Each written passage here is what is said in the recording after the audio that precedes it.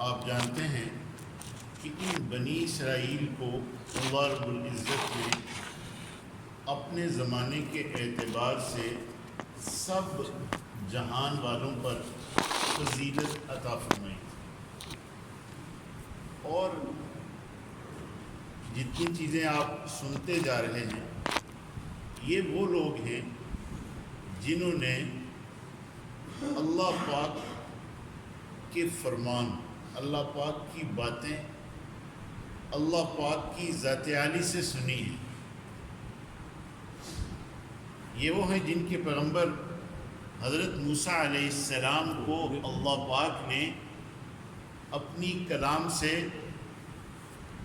ہم کلام فرمایا، اور یہ ہم کلام ہونے والے واحد اللہ کے حضور علیہ السلام کی سوا پہلے انبیاء علیہ السلام میں 5 اولو العزم پیغمبر ہیں۔ آدم علیہ السلام کی اولاد میں نوح علیہ السلام، ابراہیم علیہ السلام، موسیٰ علیہ السلام، عیسیٰ علیہ السلام، اور ہمارے آپ کے آقا حضرت محمد مصطفیٰ صلی اللہ علیہ وسلم۔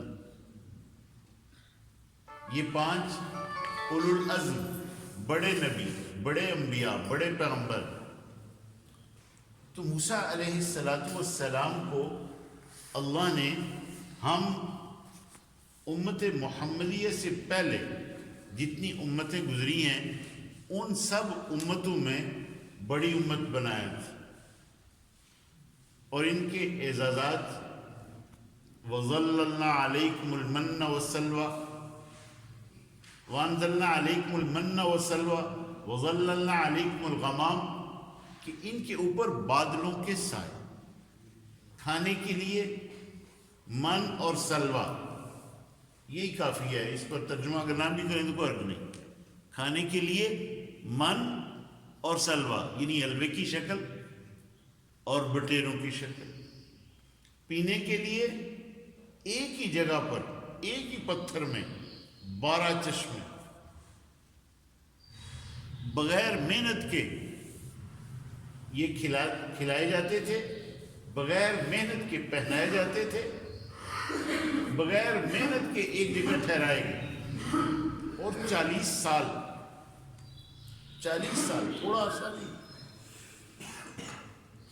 اور اس اثنا میں موسیٰ علیہ السلام کے ساتھ انہوں نے جو کچھ کیا وہ موٹا موٹا آپ کے سامنے آ چکا ہے، اور پھر ان کی توبہ کی شکل 70,000 کا قتل کرنا، فتوبوا الی بارئکم، اپنے رب کی طرف توبہ تب قبول ہوگی، فاقتلوا انفسکم، کہ جب تم اپنے ایک دوسرے کو قتل کرو، اور وہ 70,000 قتل پر ان کی توبہ اللہ نے فتاب علیکم، تمہاری توبہ اللہ نے قبول کی۔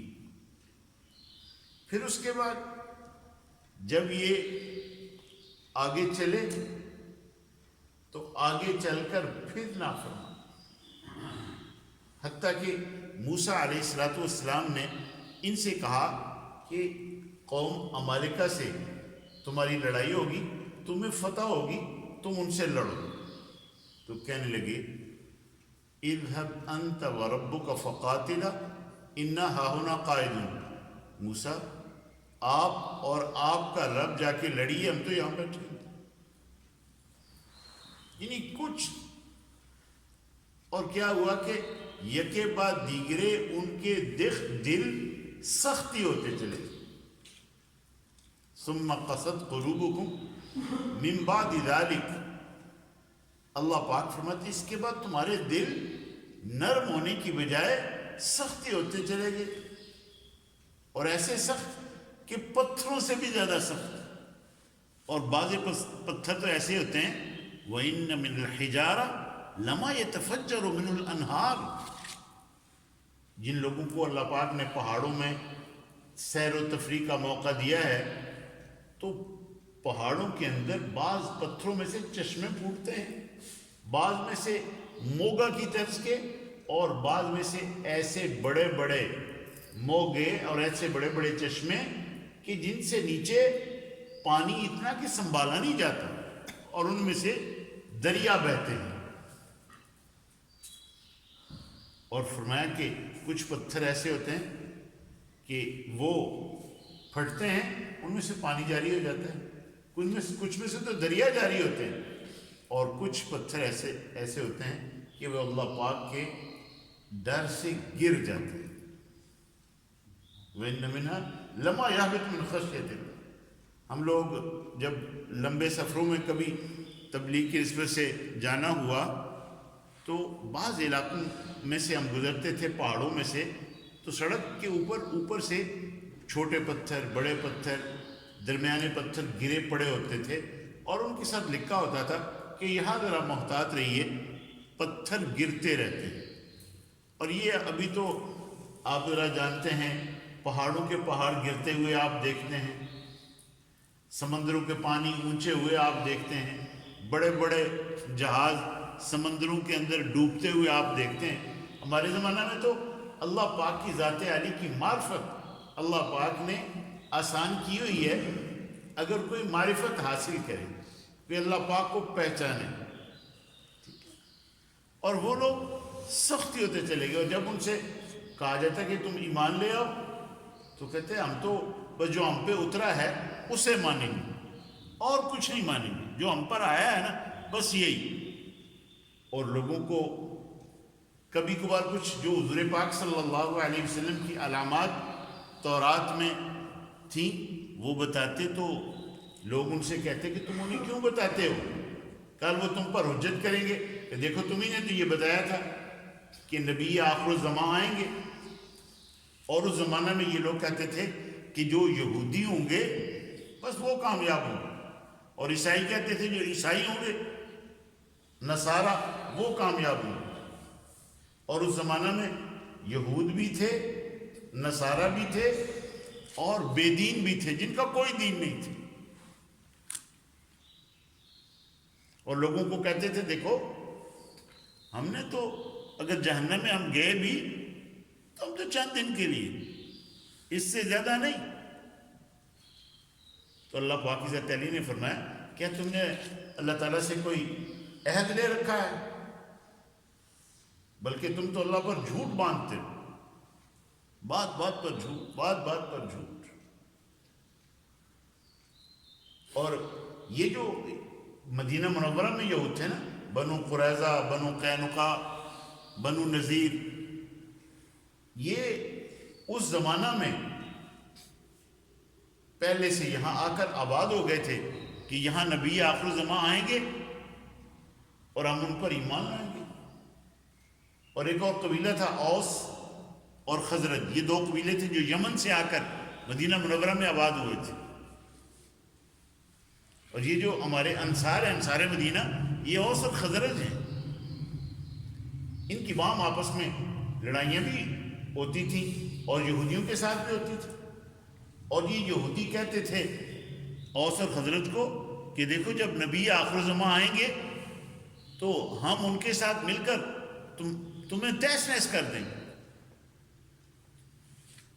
اور جب نبی آخر الزمان میرے آپ کے آقا حضرت محمد مصطفیٰ صلی اللہ علیہ وسلم آئے تو سب کچھ پہچان لیا، سب کچھ دیکھ لیا، اور قرآن پاک کو بھی مصدق لما معہم، کہ جو ان کے پاس ہے اس کی تصدیق کرنے والا، پھر انکار۔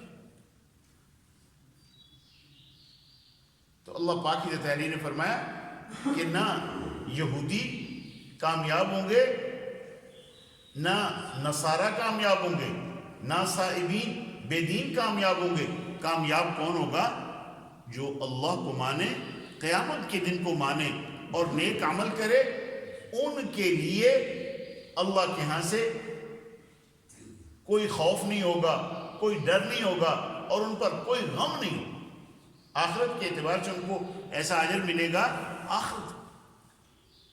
اور ان سے فرمایا کہ تم تو وہ لوگ ہو کہ تمہیں حکم دیا مانو تو تم نے ماننے سے انکار کر دیا، حتیٰ کہ ہم نے تم پر طور کو اٹھایا، پہاڑ طور ان پر لا کھڑا کیا کہ مانو گے؟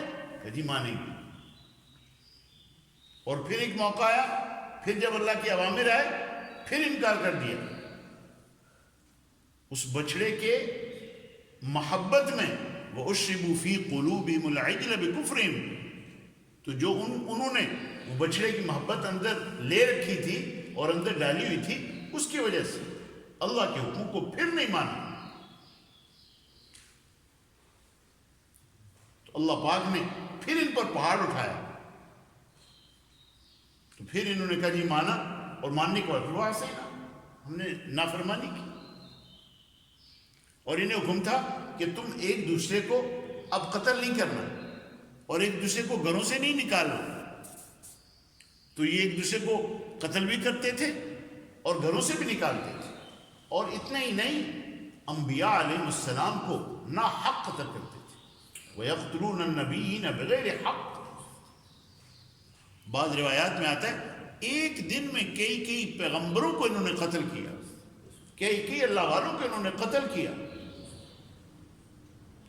اور وہ انبیاء علیہ السلام، زکریا علیہ السلام ہیں، یحییٰ علیہ السلام ہیں، اور اس قسم کے. اور اس زمانہ میں ایک بستی میں ایک پیغمبر ہوتے تھے، ایک شہر میں کئی پیغمبر ہوتے تھے، ایک علاقے میں کئی پیغمبر ہوتے تھے جو اللہ پاک کی طرف سب کو بلاتے تھے. تو یہ نبیوں کو ناحق قتل کرتے تھے. ان نبیوں کے ناحق قتل کرنے کی وجہ سے فباؤوا بغضب علی غضب، جو اللہ ان پر ناراض ہوئے. اور ان کا ذکر مغضوب علیہم جو ہم سورہ فاتحہ میں پڑھتے ہیں، یہ اللہ کی نافرمانیوں کی وجہ سے، یہ انبیاء علیہ السلام کو قتل کرنے کی وجہ سے. اور ان پر مسکنت اور ذلت ہمیشہ کے لیے سوار رہے گی. اور یہ قرب قیامت ان کو کچھ تھوڑی سی حکومت ملے گی، لیکن درمیان میں جو وقت گزرا ہے ان میں ان پر بڑے عذابات آئے ہیں. 2 دفعہ ان کو بہت تہ و بالا کیا گیا ہے. اور آئندہ بھی یوں آتا ہے کہ ان پر عذابات آتے رہیں. کیوں؟ دنیا میں انہوں نے جو اللہ کی نافرمانیاں کی ہیں اس پر. اور پھر جناب یہ کہتے کہ ہم تو بھائی یہیں رہیں گے ہمیشہ کے لیے. لوگ کو یہ کہتے ہیں، یہ چاہتے ہیں کہ 1000 برس نہیں ہیں اس دنیا میں، 1000 برس رہیں. اور اگر ان کو ہمیشہ کے لیے چھوڑ دیا جائے تو پھر بھی یہ راضی نہیں ہوں گے. آپ ان سے فرمائیں کہ تم ہم سے موت کے ذریعے مبالغہ کر لو، کہ جو ہم میں جھوٹا ہے اللہ کی اس پر لعنت ہو. تو یہ کبھی نہیں آئیں گے، کبھی نہیں آئیں. عیسائیوں کے ساتھ بھی حضور پاک صلی اللہ علیہ وسلم نے مبالغہ کا چیلنج دیا، نہیں آئے. ارشاد فرمایا کہ یہ نصارہ آپ کے مقابلہ میں مبالغہ کے لیے آ جاتے تو دنیا سے عیسائیت ختم ہو جاتی.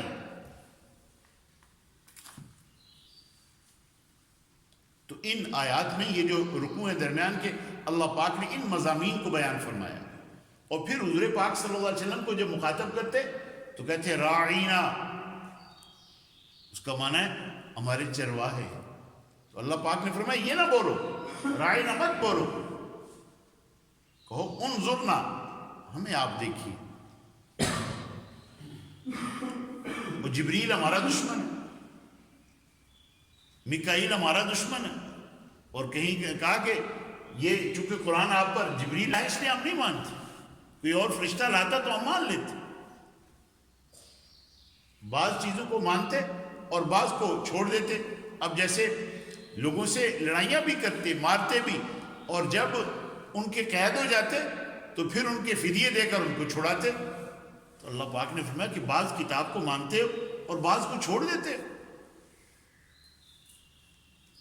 اور اللہ پاک فرماتے ہیں کہ ہم نے موسیٰ علیہ السلام کے بعد پیر در پیر رسول بھیجے. جب بھی کوئی رسول ان کے پاس آتا تھا جسے یہ نہیں چاہتے تھے، تکبر کرتے تھے، اور کچھ میں کو وہ قتل کر دیتے تھے، کچھ کو چھوڑ دیتے اور کہتے تھے ہمارے دل جو ہیں وہ غلاف میں ہیں، پردے میں ہیں. یہ اس وجہ سے نہیں، اللہ پاک فرماتے ہیں ان پر ہم نے لعنت کی. تو اللہ نے فرمایا جو جبریل کا دشمن ہے، جو میکائیل کا دشمن ہے، وہ اللہ کا بھی دشمن ہے. کوئی جبریل اور میکائیل اپنی طرف سے لاتے، وہ قرآن پاک اللہ پاک کی طرف سے جبریل لاتے ہیں، اور ہمارے حبیب وہ آپ کے دل پر اتارتے، ڈرانے والا، پہلی کتابوں کی تصدیق کرنے والا، پہلے نبیوں کی تصدیق کرنے والا۔ اس کے بعد پھر شہر بابل میں 2 فرشتے اتارے گئے، اور وہ امتحان کے طور پر ہاروت اور ماروت۔ لوگ یہ کہتے تھے اس زمانہ میں کہ سلیمان علیہ السلام وہ جادو کی وجہ سے حکومت کرتے تھے، اللہ سلیمان علیہ السلام کی حکومت جادو کی وجہ سے نہیں تھی، اور اس زمانہ کے یہ جو جنات جادوگر تھے انہوں نے سلیمان علیہ السلام کی موت کے بعد کچھ تعویذات نکالے اور کہا کہ سلیمان تو اس وجہ سے حکومت کر کے گئے ہیں کہ یہ جادو۔ تو اللہ پاک نے فرمایا وما کفر سلیمان ولکن الشیاطین کفروا یعلمون الناس السحر۔ سلیمان علیہ السلام کفر نہیں کرتے تھے، وہ تو شیاطین کفر کرتے تھے،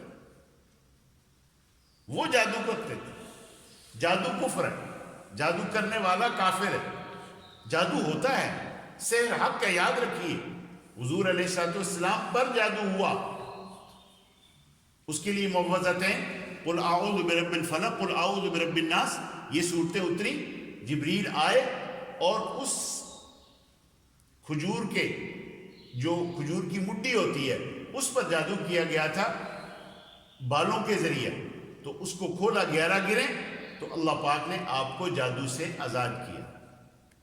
اگر سرور کونین صلی اللہ علیہ وسلم پر جادو ہو سکتا ہے تو میں آپ کون ہیں؟ جنات بھی حق ہیں، جادو بھی حق ہے، ان کے اثرات بھی حق ہیں۔ جنات اور جادو کا علاج یہ ضرور کرنا چاہیے۔ جادو اس لیے سیکھنا کہ اس کا توڑ کیا جائے یہ جائز ہے، اور جادو اس لیے سیکھنا کہ 2 میاں بیوی کے درمیان جدائی کی جائے یا کسی کے اوپر دشمنی ڈالی جائے یہ ناجائز ہے، یہ کفر ہے۔ حضرات صحابہ کے زمانہ میں قرآن پاک کا دم کرتے تھے، قرآن پاک کا دم جائز ہے، قرآن پاک کے تعویذات جائز ہیں، لیکن قرآن پاک کے علاوہ، کلام الہی کے علاوہ اور اللہ پاک کی مدد کے علاوہ کوئی بھی غیر اللہ کا تعویذ باندھنا یہ ناجائز ہے۔ تعویذ وہ ہے جو قرآن پاک سے، جو احادیث سے، دم وہ ہے قرآن پاک سے، جیسے سورہ فاتحہ ہے، معوذتین ہے، آیت الکرسی ہے، اور سورہ بقرہ کا شروع ہے، آخر ہے۔ اس قرآن پاک تو سارا ہی وعظ ہے، نصیحت ہے، رحمت ہے، شفا ہے۔ تو جادو سیکھتے تھے، کس لیے سیکھتے تھے؟ کہ جی میاں بیوی کے درمیان جدائی کر دیں، اور جب ان فرشتوں کے پاس آتے تو وہ فرشتے ان سے کہتے کہ دیکھو ہم تمہارے لیے آزمائش ہیں، فلا تکفر، کفر نہ کرو۔ تو یہ سیکھتے تھے، وہ سکھا دیتے تھے، کیونکہ وہ تو اللہ پاک کی طرف سے، اللہ پاک نے وما هم بضارین بہ من احد الا باذن اللہ، اور کوئی جادوگر کسی کو کوئی تکلیف نہیں دے سکتا جب تک اللہ پاک کی طرف سے اجازت نہ ہو۔ وَيَتَعَلَّمُونَ مَا يَضُرُّهُمْ وَلَا يَنفَعُهُمْ، اور وہ سیکھتے تھے جو ان کو لیے نہ اس میں کوئی تکلیف نہ نقصان ہوتا تھا، دوسروں کو تکلیف پہنچاتے تھے۔ میاں بیوی کو جدا کر دینا، اور ایسے ایسے سخت تعویذات دنیا میں یہ جادو کے اندر ہیں کہ جو میاں بیوی کو آپس میں لڑا دیتے ہیں، اور کہتے ہیں شیطان اپنا جو تخت ہے وہ ہر روز سمندر کے اوپر ڈالتا ہے، بچھاتا ہے، اور پھر اب اس پر بیٹھتا ہے، اور پھر وہ جو اس کے شیاطین چھوٹے بڑے دنیا میں مسلمانوں کو گمراہ کرنے کے لیے گئے ہوتے ہیں تو ان کو وہ بلاتا ہے اور ان سے وہ بات کرتا ہے، اور جس نے جو کچھ کیا، کسی نے قتل کروایا، کسی نے چوری کرائی، کسی نے زنا کروایا، جو انہوں نے گناہ کرائے ہوتے ہیں وہ اپنے گناہ بیان کرتے ہیں۔ وہ کہتا ہے تو نے کچھ نہیں کیا، تو نے کچھ نہیں کیا، اور ایک شیطانوں میں سے ایک آ کر کہتا ہے آج میں نے اتنا کام کیا کہ 2 میاں اور بیوی کے درمیان میں نے لڑائی کرائی، ایسی لڑائی کہ میں ان کو جدا کر کے آیا ہوں۔ تو کہتے ہیں اس پر وہ ابلیس جو ہے وہ اس شیطان کو اپنے ساتھ چمٹا لیتا ہے کہ کام تو تو نے کیا ہے، کام تو تو نے کیا ہے، کہ میاں بیوی کو یعنی وہ کام کرا دیا جس کے بارے میں حدیث میں آتا ہے ابغض الحلال عند اللہ الطلاق، دنیا میں جو ناپسند کام ہے حلال لیکن ناپسند، کہ اگر کہیں کو نہیں گزارا ہوتا تو پھر یہ ایک صورت ہے، ایک طلاق دے کر چھوڑ دو، ایک بھی کافی ہے۔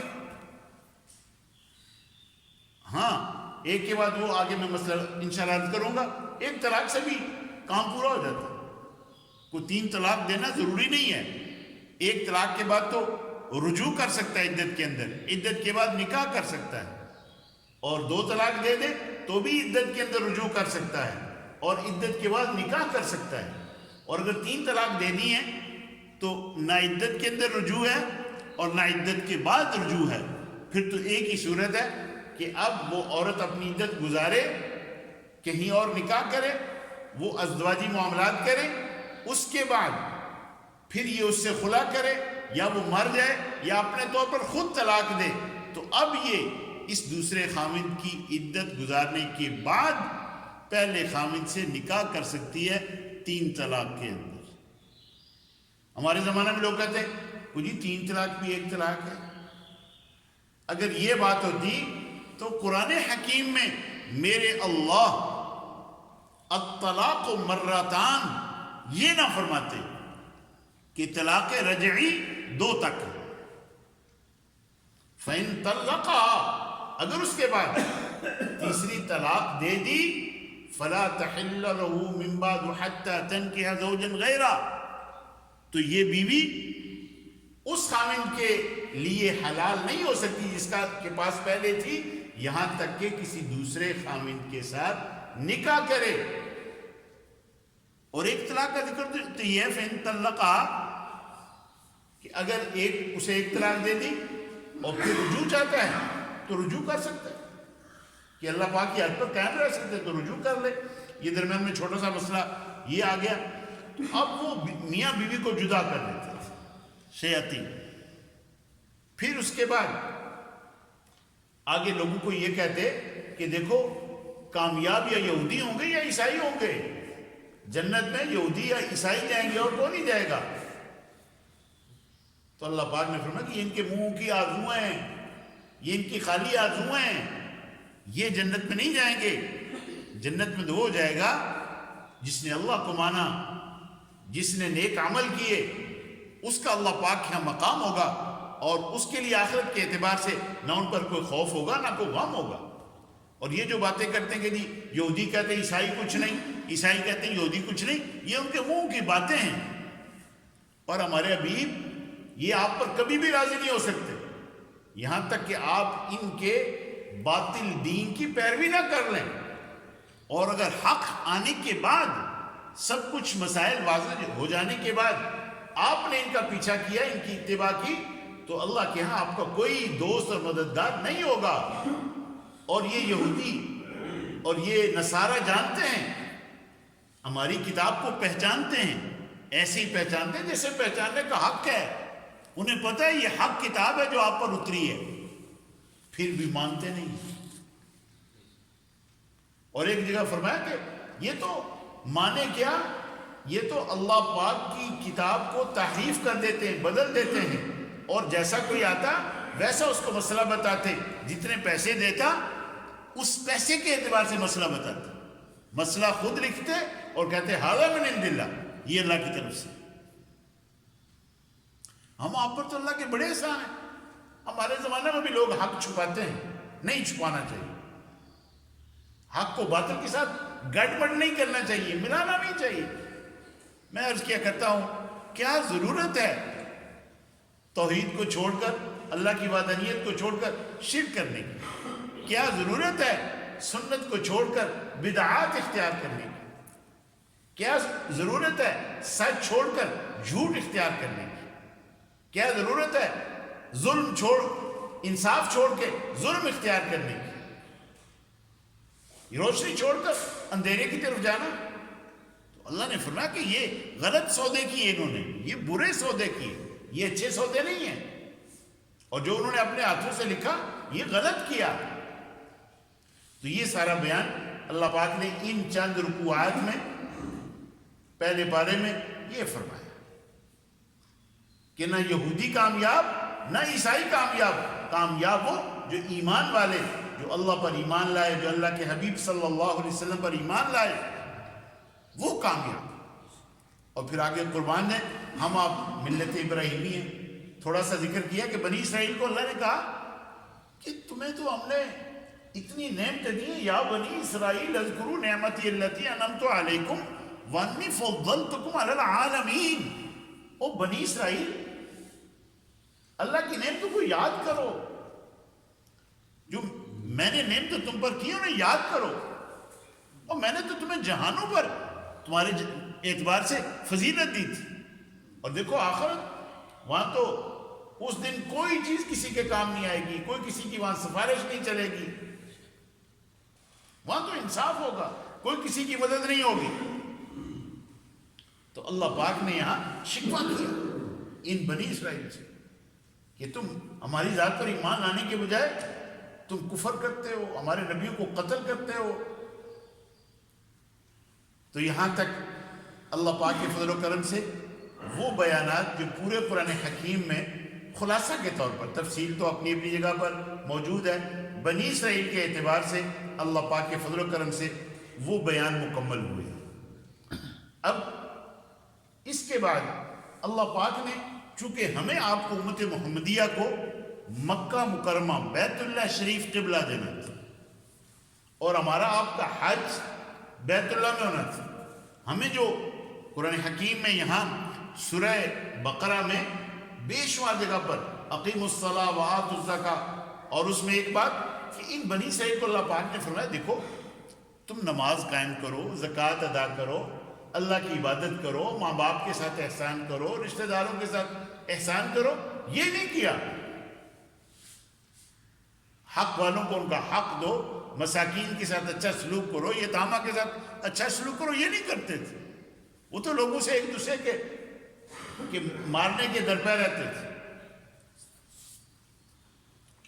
تو ابراہیم علیہ السلام کی آل اولاد ہیں یہ، ابراہیم علیہ السلام کے بیٹے اسماعیل علیہ السلام وہ مکہ مکرمہ میں، اور اسحاق علیہ السلام کی اولاد یعقوب علیہ السلام کے لیے جو 12 قبیلے آپ مجھ سے سن چکے ہیں یہ مصر میں، اور پھر واپس ان کو جاتے ہوئے جو کچھ حالات وہ بھی سارے آپ سن چکے ہیں.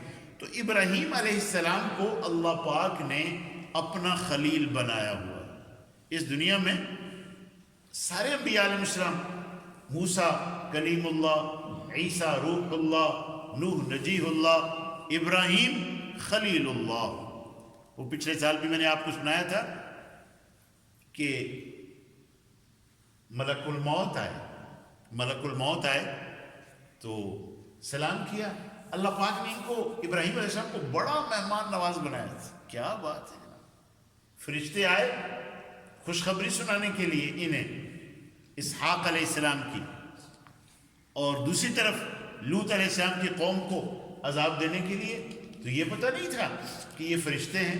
اب جب وہ فرشتے آ کے بیٹھ کے تھوڑی دیر گئے گھر میں، بچڑا بھون کر سامنے لا رکھا.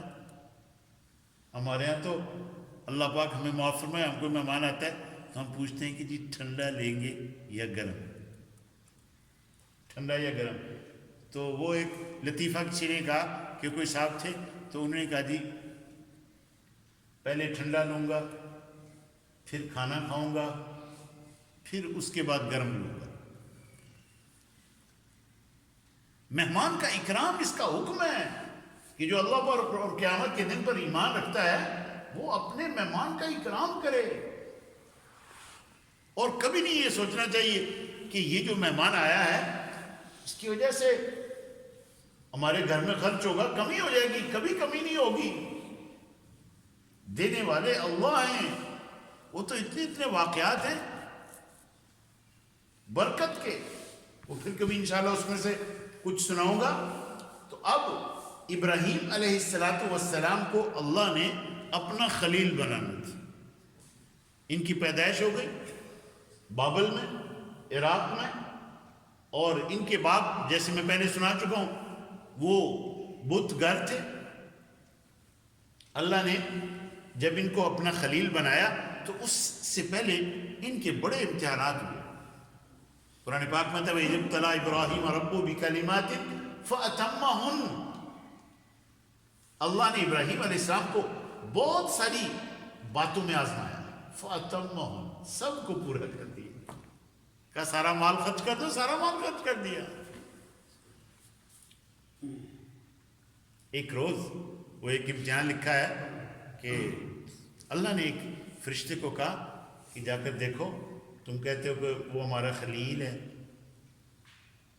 تو امتحان کے لیے ایک فرشتہ بڑی حسین و جمیل آواز کے ساتھ اس نے بولا اللہ. اب ایسی حسین و جمیل آواز, متوجہ ہوئے اور کہنے لگے کون ہے. ایک دفعہ پھر بولو, ایک دفعہ پھر بولو.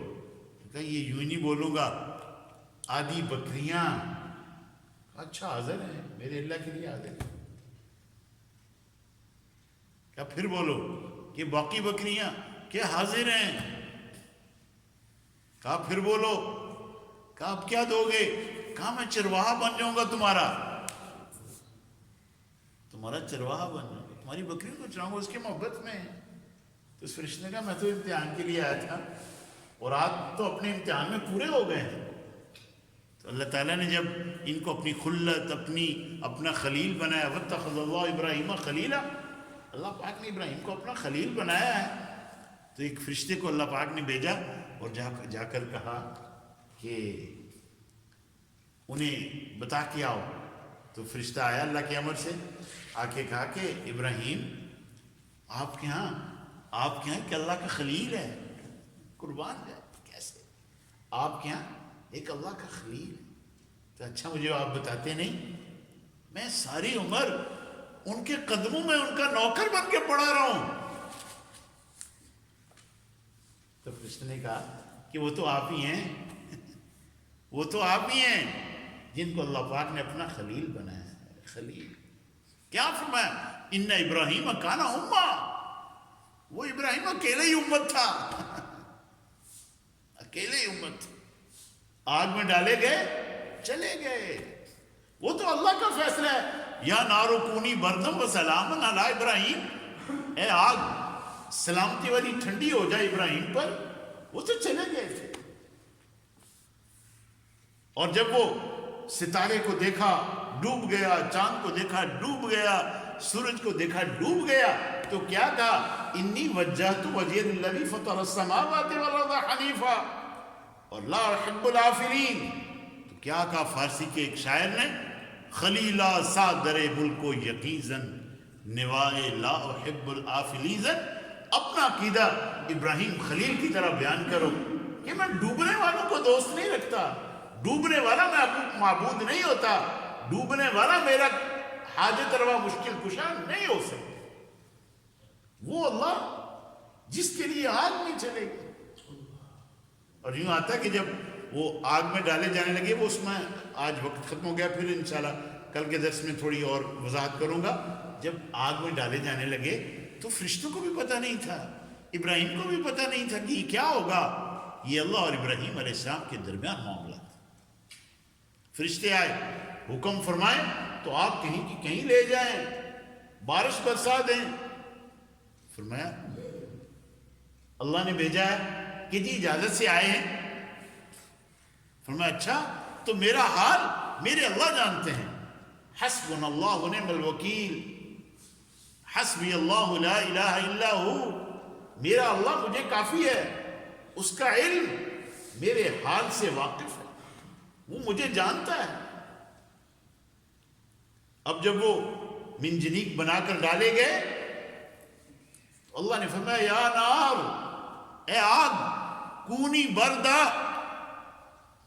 مفسرین فرماتے ہیں یہ جو اللہ پاک نے فرمایا ٹھنڈی ہو جا, اتنی ٹھنڈی ہو گئی اس کہنے سے کہ ابراہیم علیہ السلام کو سردی لگنے لگی. قربان ہے, وہ اللہ اپنے حبیب کو جلنے دیتے تھے, اپنے خلیل کو جلنے دیتے تھے. وَسَلَامًا عَلَىٰ ابراہیم, سلامتی والی ٹھنڈی ہو, سلامتی ہو.